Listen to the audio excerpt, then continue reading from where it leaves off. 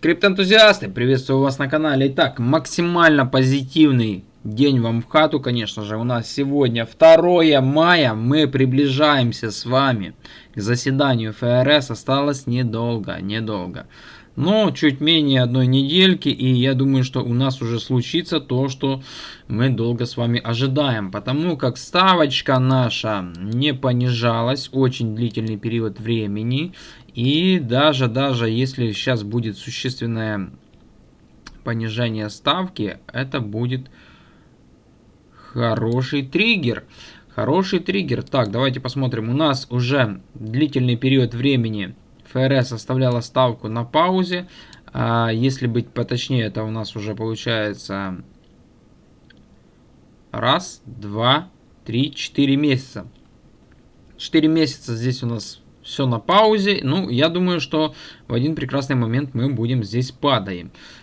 И хотелось бы увидеть понижение ставки, ну, если у нас, допустим, 4,5, чтобы мы упали уже хотя бы так на 3,5, на 1 базисный пункт, чтобы мы уже свалились по ставке. Это было бы очень хорошо. Но будет ли понижение, никто, конечно же, не знает. Может быть такое, что глава ФРС выйдет и скажет: вот, мы всего этого тут добивались, мы добились, и у нас здесь ситуация стабильная, мы, наверное, будем обратно наблюдать за этим всем делом, и все. У нас по крипторынку видим то, что биточек чуть-чуть сдвинулся, но не двигаются вообще альткоины. Эфириум плюс 2%, но это просто ни о чем. Эфириум 1850 долларов вчера был, там небольшой откат, опять до 1830. Ну, буквально эфир прибавил вообще сущие копейки. И это просто ни о чем. Если мы посмотрим на биткоин относительно эфириума или эфириум относительно биткоина, то может быть такое, что уже днище где-то там мы нащупали. Так, что у нас по самому биткоину? Мы подходим к очень важному блоку сопротивления, а это у нас диапазон 97 тысяч долларов. Здесь сильнейший блок сопротивления. Давайте-ка мы посмотрим объемы, какие у нас здесь были объемы в тот момент, когда у нас биток был на своих хаях. И что у нас здесь по объемчикам? Давайте-ка мы посмотрим. Объемы. Ну, возьмем, допустим, вот этот вот как раз участок времени, этот хай. И мы видим то, что у нас линия POG, объемы проходили в диапазоне 97 тысяч долларов. Сейчас нам нужно преодолеть этот блок сопротивления, потому как большинство участников, краткосрочных участников, которые, допустим, покупали биткоин начиная с ноября 2024 года в ожиданиях то, что они разбогатеют на Трампе, то, что Трамп у нас придет и этот будет у нас президент мира, он всех обогатит, станут все люди миллионерами. Их ожидания, конечно же, разбились за эти 4 месяца. Они увидели уже эту просадку. Сейчас на данный момент с учетом усреднений всех манипуляций на биткоине, то у них средняя точка входа как раз по линии POG, где мы вот и находимся. Это у нас 97 тысяч долларов. И нам желательно, ну, хотя бы преодолеть участок. Ну, вот мы видим по объемам, нам нужно хотя бы преодолеть участок до 102 тысячи баксов. Это будет здесь намного больше сопротивления, чем на самой вершинке. На самой вершинке это такое, мы вершинку можем пробивать очень быстро. А вот этот участок у нас уже здесь поболее сопротивление. И мы можем здесь увидеть коррекционное движение. Ну, я думаю, что оно будет даже и небольшое, но все равно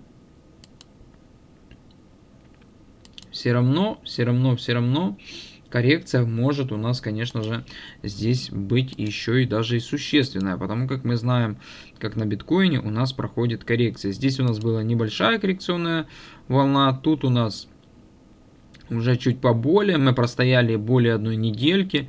Вчера мы вышли буквально вот в диапазон там 97 тысяч долларов. И тут нам нужно хотя бы это все дело пробить, проторговать. Тоже здесь может уйти, ну, даже до середины мая мы можем здесь простоять. А может это все быстро у нас пройдет на заседании ФРС, на этих новостях. И, конечно же, уйти выше. Тут уже выше мы можем быстро это все дело пробить и уйти на перехай по поводу биткоина. по поводу биткоина мы можем здесь быстро, конечно, уйти на перехай. Это, конечно же, самый позитивный сценарий на битке. И нам его хочется увидеть, но не будем исключать то, что у нас могут сделать, конечно же, здесь отскок дохлой кошки. Вот так вот. Все это дело потом погрузить вниз и уйти на медвежку. Тоже может быть такое произойти, конечно.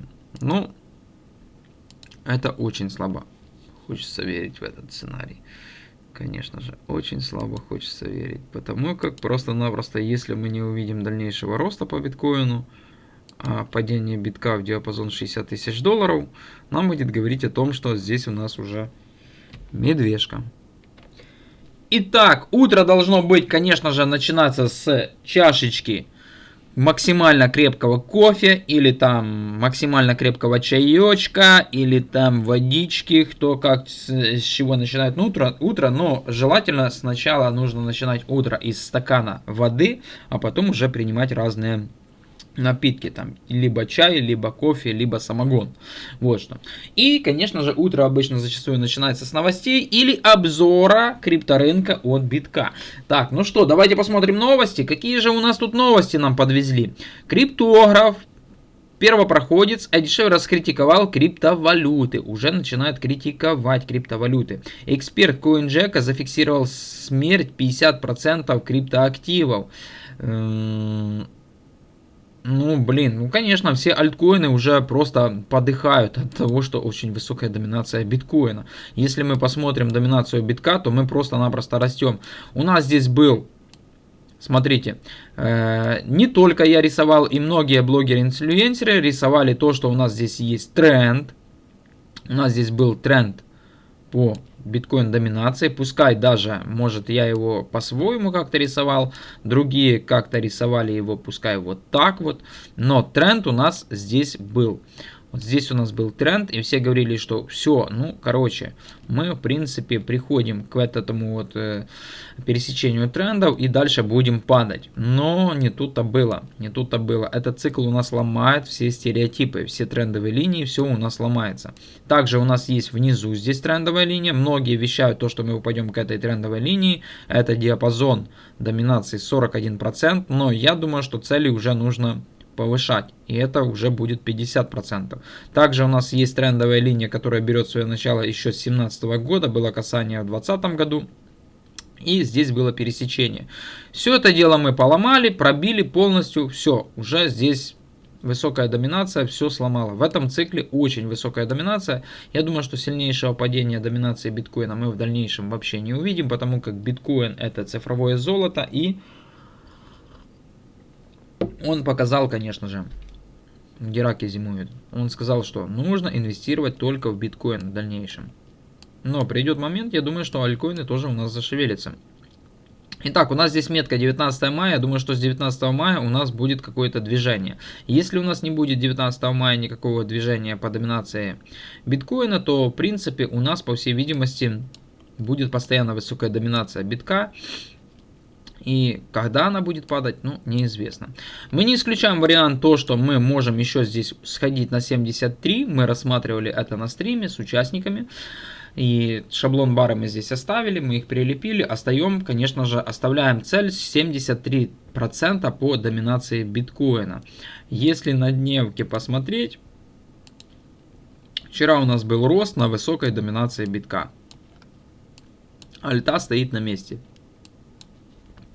По портфелю просто ничего не поменялось. Хоть и биток пришел на диапазон 97 тысяч долларов, портфель мой просто не изменился. Да, он не укатался, но даже и ничего и не прибавил. Все.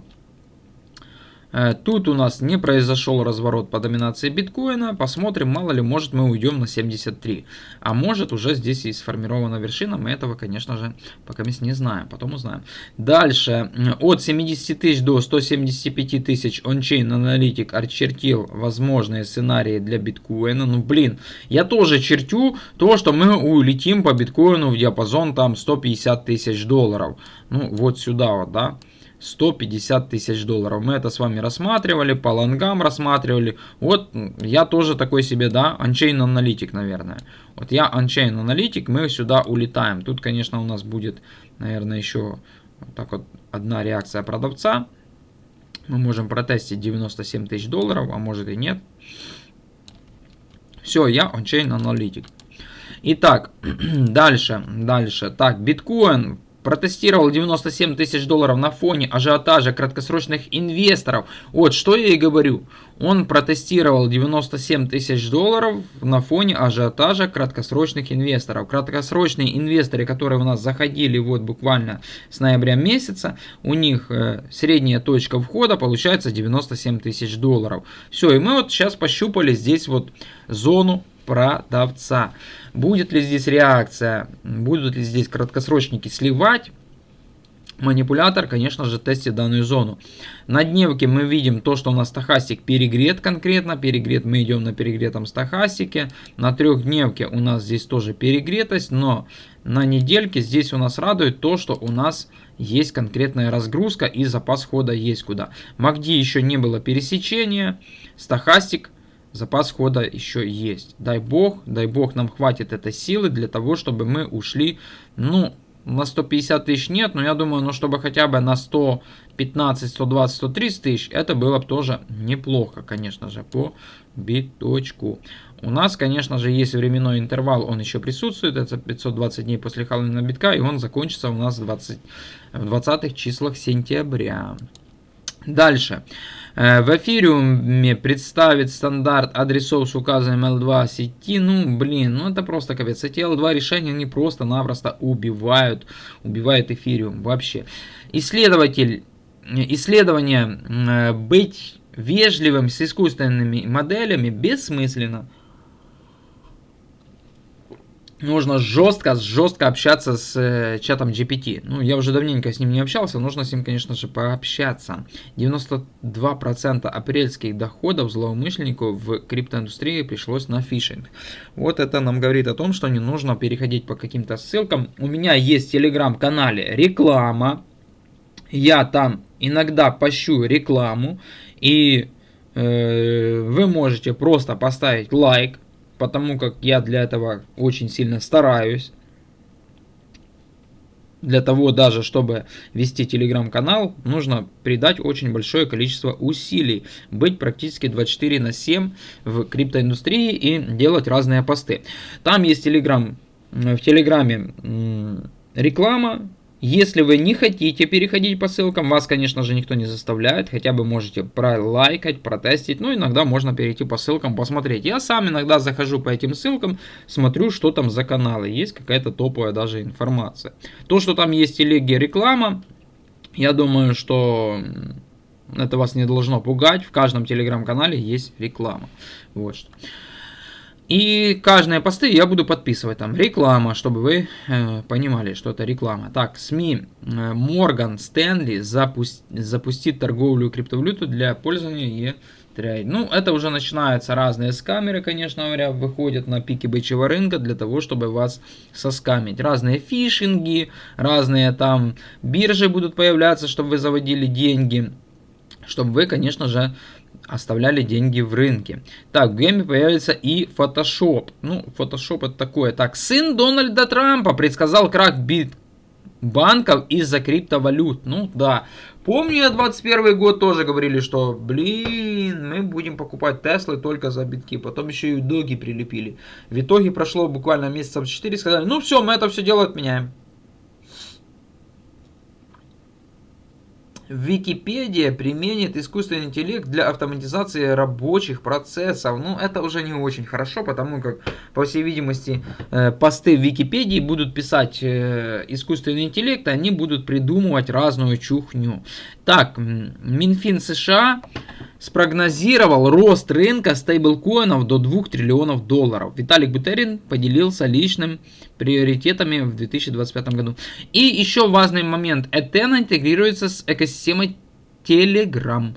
В принципе, телега у нас здесь показывает тоже силу. Сейчас на данный момент Что мы видим на данный момент? По капитализации нету пробития нисходящего тренда, у нас нету каких-то позитивных новостей с Дуровым. Здесь у нас есть 10 инвесторов: Def Labs, Pantera Capital, Animoca Brands, Gate.io, Mex, KuCoin, BitGet. Большое количество здесь инвесторов присутствует в тоне. Конечно же, сильно больших иксов я не жду из тона, но я думаю, что если даже будет продолжение бычьего цикла и альт-сезон у нас будет, то тон может преодолеть диапазон $10. Мы можем сходить на 9-12 баксов. В принципе, вот так. Что у нас по коррекции? Давайте-ка мы посмотрим коррекцию. Что у нас здесь происходит по поводу коррекции? Так, Тонкоин у нас, это у нас на Binance. Да, Binance у нас, конечно же, запустили тон, и это был как раз момент, когда нужно было сбрасывать, конечно же, Тонкоин, потому как Binance это выходная ликвидность. Что по тону? Мы пришли к важному уровню, это нижняя часть канала, пробитие здесь произошло, но вернулись обратно в канал. Давайте мы это все дело подрисуем. Мы можем даже канал подправить по вот этому вот фитилю. И здесь у нас тоже есть фитиль. Тут фитиль, тут фитиль. Тут не обновили лой фитиля, тут не обновили лой фитиля. Есть вероятность того, что тон начнет здесь потихоньку расти. Давайте мы здесь все это дело немножко почистим. Тонкоин. Мы видим то, что здесь огромные есть покупки. Покупки у нас находятся в диапазоне $2,2. Мы сюда даже не опускались. И данный блок у нас очень шикарно отработал блоком поддержки. У нас было просто касание там и все. Также мы находимся у ключевого уровня, то, что мы можем с текущих развернуться и уйти в нижнюю часть. Это будет диапазон ниже, чем $2. И также мы можем пойти на обновление своих хаев. Это диапазон 9-11 баксов. Вот. Два сценария мы с вами рассматривали. Еще примерно вот здесь вот. И мы, в принципе, пока что преодолели половину отрезка пути. Что у нас будет дальше, никто этого не знает. Но у нас есть сильнейший блок сопротивления. Вот он. И здесь видно желтые продажи. Здесь желтые продажи. Кто-то здесь что-то продавал. В том числе и я продавал тон. На фоне выступления Дурова. Помню, я ехал в онкоцентр. В онкобольничку. Это был у нас апрель месяц 2024 года. Дуров выступает, что там у нас все по красоте. Все будет шикарно. На английском языку. Туда-сюда он у нас выступает, а вот тут у нас, это был апрель месяц, вот на вот этом вот фитиле я совершаю продажи тона, конечно. Да, тут у нас еще тон еще один раз сходил сюда, второй раз сходил, но когда зачастую 3 вершины отрисовывает у нас инструмент, нужно его покидать. А 3 вершины нам говорит о букве W или букве M. Вот у нас одна вершина. Вторая вершина. И вот у нас третья вершина. Все. Это говорит о том, что нужно покидать данный инструмент. Отрисовали 3 вершины. Это распределение. И что мы видим? Дальнейшее погружение. Дальнейшее погружение с негативными новостями по поводу Дурова, то, что его там садят туда-сюда. Ну, в принципе, что, тона у меня нету, я его покупать уже не буду, считаю, что это уже отработанный материал. Даже если из текущих, это уже тяжелый, очень тяжелый актив. Если мы уйдем на перехай, то тут, смотрите, у нас будет 200% роста. Это просто ни о чем. Зачем мне этот покупать инструмент, чтобы потом в нем очень длительный период времени мурыжиться. В принципе, вот так вот.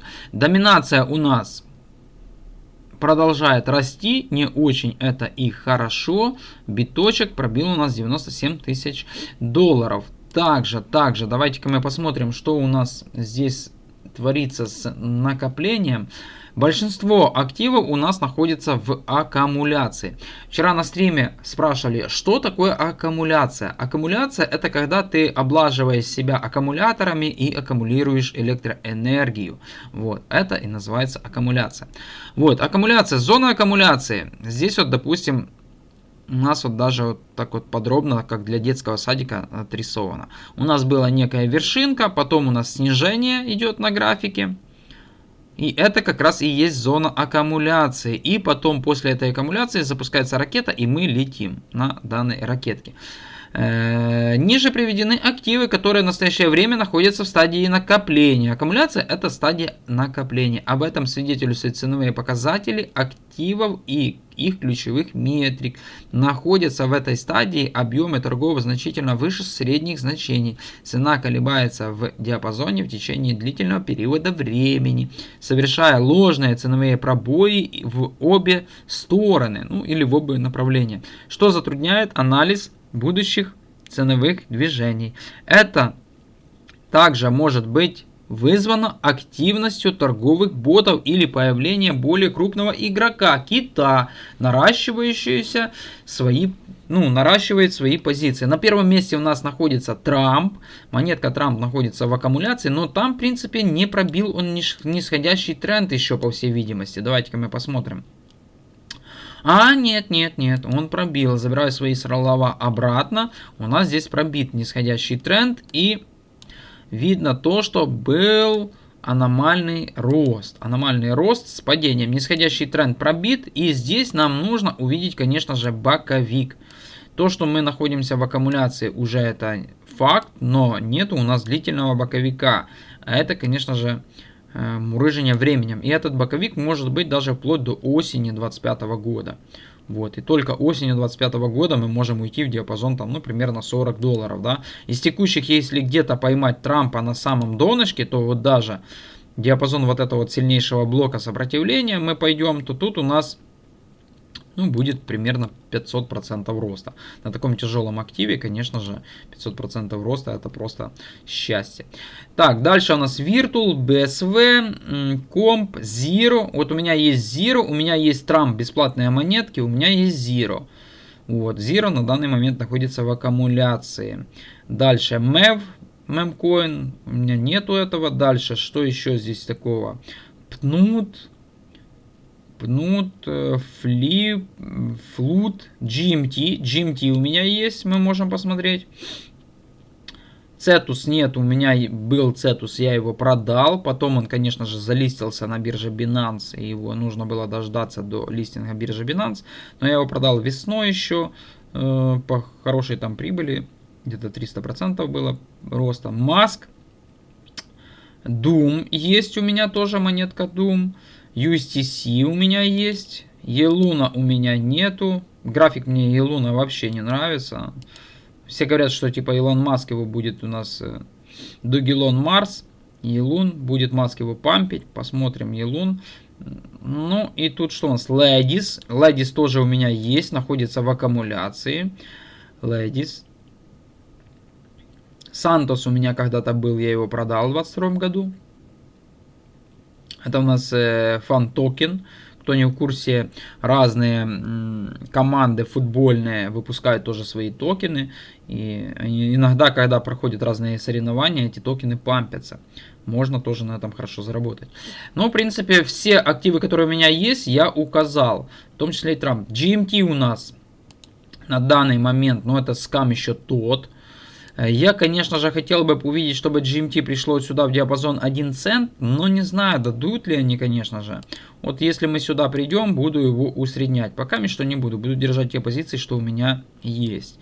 Точка входа у меня не очень хорошая, где-то примерно вот это вот у меня точка входа. Держу я его еще очень давно. Даже сейчас здесь... по поводу аккумуляции, блок распределения, потом дальше опустили ниже и все. Я бы не сказал, что здесь есть какая-то аккумуляция. Тут еще падать и падать. Вот, покупки совершаются. Здесь вот линия ПОК, внизу покупки. Правда, у нас боковик очень маленький. Дальше. Это мы посмотрели. GMT посмотрели. Dimension. Молодой проект. Это у нас дроп от Atom Космоса. У меня бесплатные монеты, те, что раздавались на Binance, я их держу. Само собой, еще был прикупил.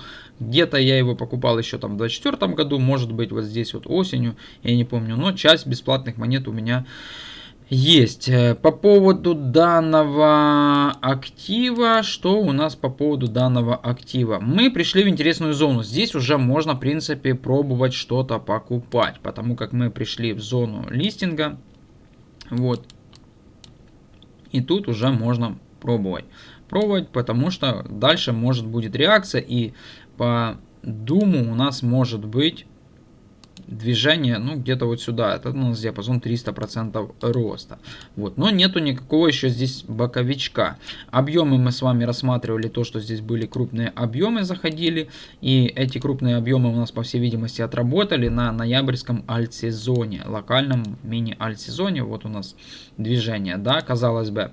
Движение вниз. Здесь покупай. И вот тебе, пожалуйста, 200% роста. Ну, не 200, 150% роста. Вот тебе и такие вот альт-сезоны, которые происходят. Нету тех самых пампов на десятки тысяч иксов. Все, 100-200% роста. Стоит ли оно играться с этими альткоинами? Можно просто купить биткоин и не париться. USDC, я держу USDC, у меня есть, тоже находится в данный момент в зоне аккумуляции. Посмотрим, что у нас будет. Здесь у нас был фейковый рост на фоне поста с Leo Satoshi. По всей видимости, они делали мошенническую схему, вставали в лонг, задвинули это все дело. Кит в этот момент здесь не участвовал в движении. Вот. Кит сам в шоке, думает, ни хрена себе, что они тут творят с этим, с Leo Satoshi и своим комьюнити. Сдвинули актив. Ну, смотрите, сдвинули, да, на 141%. Ну, сейчас у нас здесь лонг прикрыли, все. Здесь движение боковика. Должны они, конечно же, отрисовать. Держу я его, удерживаю, посмотрим, что у нас будет. Иногда покупаю. Там, ну, есть свободные средства, там зашел, там взял на какую-то маленькую часть и все. Дальше, монетка Elon Musk. Ну, Doge Lon даже. Мне она не особо нравится. Такой вот график укатанный. Все говорят, типа, он будет пампить, его пампить, но с ноября 2021 года мы даже пробили зону листинга, и это мне не особо нравится. Это показывает о том, что слабость на этом активе есть. Мы ходим сейчас на данный момент в блоке накопления огромном, и есть локальный такой вот блок накопления. Находимся в нижней части. Верхняя часть это у нас непробиваемая зона. Вот у нас 1, 2, 3, 4, 5 касаний, 6, 7. 7 касаний. Здесь у нас была пробиваемая зона, мы ушли вот сюда, приблизились к закрытию 1.0, но что-то случилось не то, как хотелось. И линия POC. Линия POC нам говорит то, что средняя точка входа, это у нас куча нолей, 18. Ну и здесь даже с днища, здесь 10 иксов было. Ну, не 10, 600-700% роста, в принципе. Я думаю, что может даже уже здесь и произошло то самое истинное движение по Elon Musk. Так, Миледис у меня есть, держу. Тут у нас манипулятор DF Labs, он ее набирал. Мы пришли все-таки в хорошую ценовой диапазон. Это у нас зона покупок. Тут нужно подобрать. Нужно подобрать Миледис и, конечно же, усреднить свою позицию, потому как если будет даже движение на 300-400%, можно скинуть часть позиции или хотя бы выйти в ноль, если кто засажен по данному активу. Я, в принципе, засажен. Засажен, я вам скажу сразу почему. Я посмотрел одного блогера, он шилил вот здесь вот на хаях Миледис. Вот здесь вот на хаях он шилил Миледис. Это у нас был март 2024 года, у меня были свободные средства, и мне в рекомендациях попадается видос одного блогера. Он тогда очень сильно шилил то, что будет у нас сильнейший памп по Миледис, и я клюнул на эту удочку. Клюнул, конечно же, на эту удочку, но благо я взял Миледис на $100. Я взял этот актив на 100 баксов. Сейчас, конечно же, здесь сильнейшая просадка, но все равно жалко даже потерять $100. И мы укатали, смотрите, на 85%. Я не знаю, ну почему так произошло. У меня просто была котлета стейблов, думаю, весной, там, блин, зайду, там все-таки рынок растет. И я просто-напросто не проанализировал данный инструмент, не посмотрел то, что у нас здесь глобально огромный рост. Здесь было 10 иксов, и я зашел уже на этих 10 иксах.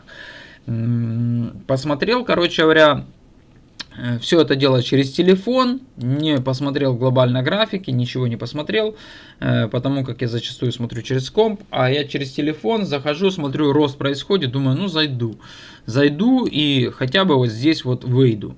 диапазоне 93 при пробитии там закрытии 1.0. Но не тут-то было. Я хотел поймать каких-то 2-3 икса вот здесь вот. 500-600% роста, раскачать свой портфель.